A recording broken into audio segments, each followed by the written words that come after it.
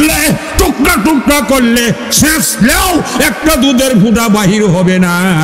এইরকম মার কল্পনাতীত জায়গা বুকের মধ্যে বুস্টার ভিতরে তুমি দুনিয়াতে আইবার আগে তোমার জন্য দুধ তৈয়ার করে রাখছি। হুজুর আল্লাহু আকবার বলেন। আমার ভাইয়েরা আসো, মদ খাও। এই মূর্তি আল্লাহ যেটা হারাম করলো, তোমারে কত খাবার আল্লাহ তৈয়ার করে দিচ্ছে। গাঞ্জা খাও, ইনসিডিল খাও, হারাম খাও। মৌলবীরা কইলে কইতা ফতুয়াবাজি। আরে মৌলবীরা ফতুয়া দেয় না, মহান ফতুয়া দেনের মালিক আল্লাহ। আপনি 1 লক্ষ টাকা দিয়ে আইফোন মোবাইল কিনলেন, এখন মোবাইলটা পরিচালনা করতে হইব আইফোন মোবাইল যিনি সৃষ্টি করছেন ওনার দিক নির্দেশনায়। ওনার দিক নির্দেশনায় টিফাটিফি করলে ফাংশন ঠিক মতে পাওয়া যাইব। আর যদি কোন টাকা আমার যেমনে মল্লয় হেমনে টিপবাম, তাহলে 7 দিন যাইতো না, এটা কোটি কাউনের বা হয়ে যাবে। তোমার যে এমনে চলবা, এমনে চললে ধ্বংস হইয়া যাইবা। খাবার আল্লাহ কম দেয় নাই, হালাল রিজিক কম দেয় নাই। আজকে গ্রামের ছোট ছোট ছেলেরাও গাঞ্জারা সর্বসায়, দোকানে গাঁজা পাওয়া যায়, ইনসিডিল পাওয়া যায় কলা গাছের তলে, অন্ধকারের মধ্যে মোবাইল লইয়া টিপি করে। আরে তোর অত রাইতে মোবাইলকে শীত করে না। হায় হায় হায়, আজকে কি হইতেছে? মানুষ তো বেউসে ওয়াজ কিসের জন্য? নবী কিসের জন্য? নবী কেন আসলো? নবী তো দুনিয়ার জগৎবাসীর জন্য রহমত হয়ে আসে, অভিশাপ হইয়া তো আসে নাই। আর এই রহমত শুধু আমাদের জন্য না, হিন্দুর জন্য রহমত, কাফেরের জন্য রহমত, বৌদ্ধদের জন্য রহমত, খ্রিস্টানের জন্য তো নবীর রহমত। আর নবীর রহমত যদি না হইতো, নবীর দোয়া আল্লাহর দরবারে কেমনে যাইতো?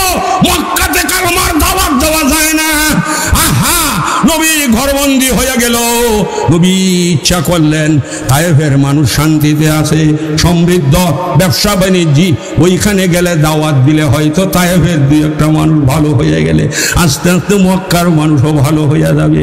তায়েফের মানুষ তো মুহাম্মদকে চিনে, মুহাম্মদ নবীজি দাওয়াত দিল, কিন্তু তায়েফবাসী চিৎকিয়া গেল, বিরোধিতা করলো।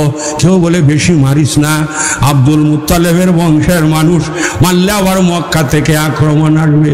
প্রথম গেলেন এক নেতার কাছে, নেতায় কিছু কইলে নেই না, হা না, বিদায় দিয়া দিলেন।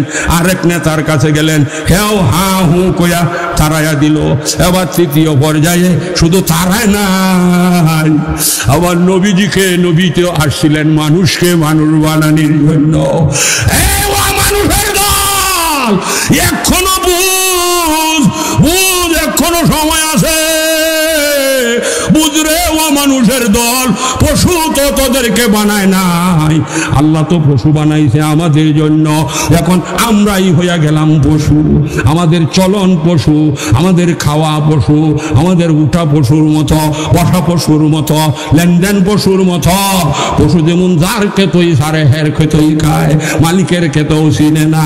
আমরাও তো হালাল হারাম চিনি না।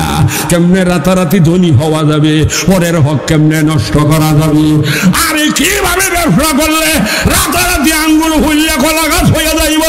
গরিব দুর্বল অসহায় মানুষ বিপদে পড়ছে, সুদি ছাড়া ঋণ দেয় না, সুদ লাগাইয়া এর সম্পদ সব বিক্রি করাইয়া তুমি রাতারাতি ধনী হইয়া গেলা। সুদ যে কোরআনে হারাম করছে, ঘুষ যে হারাম করছে, ঘুষ খাইয়া চাকরি দিলা, আর কাজের নামে টাকা বরাদ্দ আনিয়া হায় টাকা খাইয়া গেলা। আরে জ্ঞানী গুণী যারা, আমি কারো বিরুদ্ধে বলি না, সময়ে যেটাকে বলে, জ্ঞানী গুণী যারা দেশের কি পরিস্থিতি বুঝতেছেন, কত মানুষ পারে ধনী হইল, কত মানুষ দেশের সম্পদ খাইয়া, ব্যাংকের টেহা লুটিয়া, রাস্তার টেহা লুটিয়া। কালকে পত্রিকার মধ্যে দেখলাম শিক্ষা বোর্ডের সচিবরা, মন্ত্রীরাও সহ ছাত্রদের ভার্সিটির খাতার বাবদ কোটি কোটি টাকা লুণ্ঠন করিয়া লইয়া গেছে। বিদ্যুতের বিল কেউ বাকি নাই, কিন্তু বিদ্যুৎ লোডশেডিং হয়, বিদ্যুৎ নাই, কয় লাখ টাকা তো পরিশোধ হয় নাই। কিন্তু বিদ্যুতের বিল তো পাবলিক আরো বেশি চড়া দামে লইয়া গেছে। টাকা কই গেল? নগদ নগদ।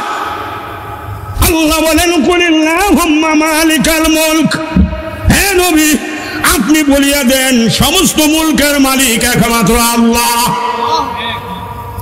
তুতিল মুলকা মান তাশা, আল্লাহ যাকে ইচ্ছা করেন মুলকের মালিক বানাইয়া দেন। প্রেসিডেন্ট বানায়, প্রধানমন্ত্রী বানায়, এমপি বানায়, মন্ত্রী বানায়। কে বানায়? আরো দূরে কোন কে বানায়? বাস্তব শুরু হইতেছে বেড়াই, মানুষ না থাকলেও করবাম। যে লাইট দেখা যায়, মানুষ না থাকলেও দেখা যায় খালি ফেরেশতা। দূরে কোন সুবহানাল্লাহ, আরো দূরে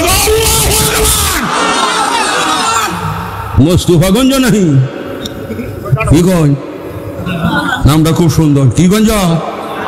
কি গঞ্জ? মোস্তফাগঞ্জ। আর একটা হেমে আছে, এটা কি? নীলগঞ্জ। আর একটা একেবারে কাছেই, এটা কি? করিমগঞ্জ। মাঝখানে রয়েছে নিজেরটাই রয়েছে কিশোরগঞ্জ। গঞ্জ